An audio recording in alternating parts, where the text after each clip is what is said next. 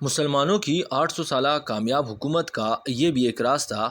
ایک دن قطب الدین ایبک شکار کھیل رہے تھے۔ تیر چلایا اور جب شکار کے نزدیک گئے دیکھا تو ایک نوجوان اس تیر سے گھائل گر پڑا، تڑپ رہا ہے۔ کچھ ہی پل میں اس گھائل نوجوان کی موت ہو جاتی ہے۔ پتہ کرنے پر معلوم ہوا کہ وہ پاس کے ہی ایک گاؤں میں رہنے والی بزرگ کا اکلوتا سہارا تھا اور جنگل سے لکڑیاں چن کر بیچتا اور جو ملتا اسی سے اپنا اور اپنی ماں کا پیٹ بھرتا۔ قطب الدین ایبک اس کی ماں کے پاس گیا، بتایا کہ اس کی تیر سے غلطی سے اس کے بیٹے کی موت ہو گئی۔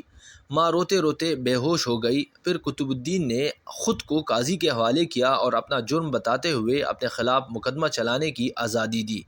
قاضی نے مقدمہ شروع کیا، بوڑھی ماں کو عدالت میں بلایا اور کہا کہ تم جو سزا کہو گی وہی سزا اس مجرم کو دی جائے گی۔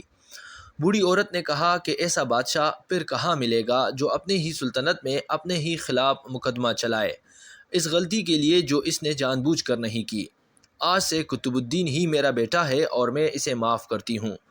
قاضی نے قطب الدین کو بری کیا اور کہا اگر تم نے عدالت میں ذرا بھی اپنی بادشاہت دکھائی ہوتی تو میں اس بڑھیا کے حوالے نہ کر کے خود ہی سخت سزا دیتا۔